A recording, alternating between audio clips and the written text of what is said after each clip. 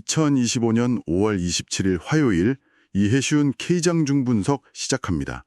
어제 시작이 굉장히 뜨거웠는데 오늘은 장중에 보니까 분위기가 사뭇 다른 것 같습니다.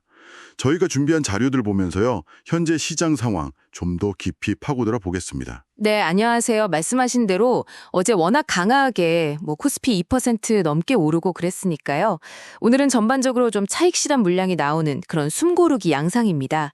지금 코스피는 0.4% 정도 하락해서 2633선. 코스닥은 거의 보합권이네요. 0.04% 소폭 올라서 725선 근처에서 움직이고 있습니다. 아, 네. 어제 상승분을 생각하면 자연스러운 조정 같기도 한데요.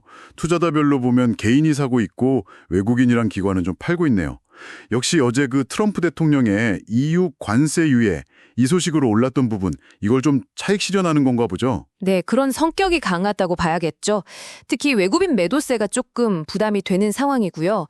근데 이제 중요한 건 이런 전반적인 조정 분위기 속에서도 특정 테마나 개별 종목으로는 돈이 몰리고 있다는 겁니다. 소위 말하는 이제 옥석 가르기, 이런 장세가 나타나고 있는 거죠. 아, 옥석 가리기요? 그럼 지금 시장의 열기가 쏠리는 곳 어딘지 좀 자세히 볼까요? 상승 테마부터 좀 짚어주시죠. 법적 고지 및 투자 주의사항. 본 콘텐츠는 초기 화면에 명시된 날짜 기준 데이터로 제작자 보유 또는 미보유 종목을 다룹니다. 콘텐츠에 오류가 포함됐을 가능성과 검증되지 않은 평가 방법론을 사용했음을 안내하며 어떠한 경우에도 투자 권유가 아님을 명시합니다. 투자는 원금 손실 가능성이 있고 투자에 대한 모든 책임은 투자자 본인에게 있습니다. 항상 유의하시기 바랍니다. 네, 역시 지금 제일 뜨거운 쪽은 제약 바이오입니다. 그 현지 시간으로 5월 30일부터 미국 임상종양학회 ASCO가 열리잖아요. 여기에 대한 기대감이 아주 높습니다. 특히 루니엣이라던가 온코닉 테라퓨틱스, 이뮤논시아 같은 국내 기업들이 여기서 연구 결과를 발표할 예정이라서요. 관심이 뜨겁습니다. 특히 그 ADC라고 하죠. 항체 약물 접합체.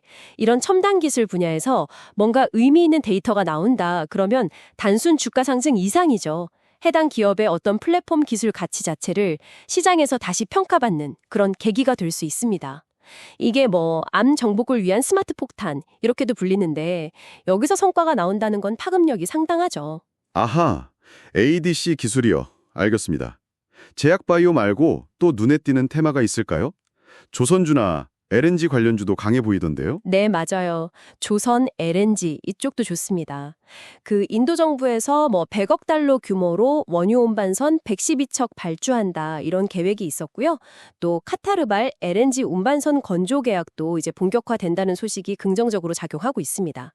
이건 단기 이슈라기보다는 좀 중장기적인 호재로 볼 수 있겠죠. 그렇군요. 구조적인 변화의 수혜가 기대된다. 이런 말씀이시네요.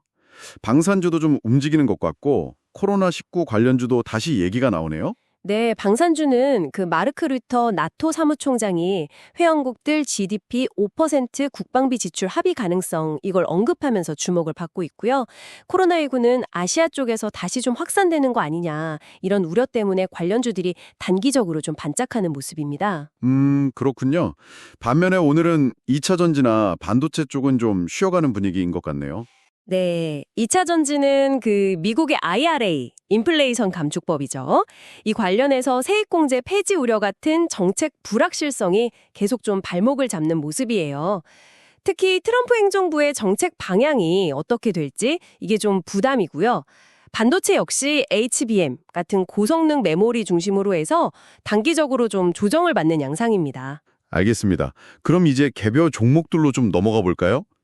특징적인 움직임을 보이는 기업들이 꽤 있는 것 같은데요. 네, 그렇죠. 일단 재무 건전성 관련 이슈가 좀 눈에 띕니다. SD 바이오센서가 무려 3,380억 원 규모 국세를 환급받는다는 소식이 나왔어요. 이게 연매출의 거의 절반에 해당하는 현금이 들어오는 거라 재무구조 개선 기대감이 엄청 커지면서 주가가 급등하고 있습니다. 그리고 바이오솔루션은 오늘 무상증자 권리락이 발생했고요. 와, 3,380억 환급이면 정말 크네요. SD바이오 센서 주주분들은 좀 한숨 돌리시겠어요? 기술적인 성과나 사업 협력 소식도 있죠? 네. 파인메딕스는 내시경 지혈기구가 미국 FDA 허가를 받았다는 소식에 급등했고요. 이 FDA 승인은 아시다시피 미국 시장 진출의 발판이라 의미가 크죠. 또 라닉스라는 회사는 중국 기업이랑 차량용 반도체 협력한다. 이 소식에 상한가를 갔습니다. 그리고 인투셀은 그 ADC 플랫폼 기술로 계속 좀 주목을 받고 있고요. 아미코제는 유전자 진화 기술이랑 콜라겐 효능 논문 게재 승인 소식이 있었네요. 플루투스도 투자한 기업 관련해서 2차 전지 기술 진전 소식으로 상한가입니다. 이야, 개별 기업들 호재가 정말 다양하네요. 이런 소식들이 시장 조정 분위기 속에서도 주가를 끌어올리는 힘이 되고 있군요. 그 외에 시장 전반적인 흐름 이해에 도움이 될 만한 용어 설명이나 다른 이슈 같은 거 간단하게 짚어주실 게 있을까요? 네. 몇 가지 용어만 간단히 보면 ASCO는 앞서 말씀드렸듯이 암 관련 학회인데 주로 후기 임상 데이터가 중요하고요. ADC도 말씀드렸죠. 항체, 약물, 접합, 항암 기술, 그리고 UAM은 도심 항공 모빌리티, BLS 서명은 블록체인 관련 암호화 기술입니다. 참고하시면 좋겠고요. 그리고 최근에 원화 스테이블 코인 얘기도 좀 나오던데요. 네, 맞아요. 달러 기반 스테이블 코인이 워낙 커지니까 우리도 원화 기반으로 뭔가 대응해야 하는 거 아니냐 이런 논의가 활발해지고 있습니다.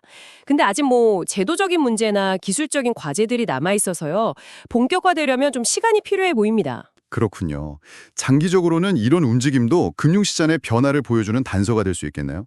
자, 그럼 이런 복합적인 상황 속에서 우리 투자자들은 어떤 전략을 좀 생각해 보면 좋을까요? 일단 단기적으로 본다면요. 지수가 이렇게 조정을 받을 때 유망한 테마 안에서 저점 매수 기회를 찾아보는 거죠. 다만 이제 ASCO나 코로나19 같은 테마는 그 행사 일정이라던가 확산 추이 이런 걸 보면서 좀 기간을 염두에 둔 접근이 필요하겠고요. 아니면 아까 말씀드린 FDA 승인처럼 뭔가 명확한 성과가 나온 개별 기업에 집중하는 것도 좋은 전략이 될 수 있습니다. 네, 단기적으로는 테마나 개별 호재 중심 접근, 그럼 중장기적인 관점에서는요? 중기적으로는 역시 조선이나 방산처럼 구조적인 성장 스토리가 있는 테마들, 이런 쪽은 꾸준히 관심을 가질 필요가 있어 보입니다.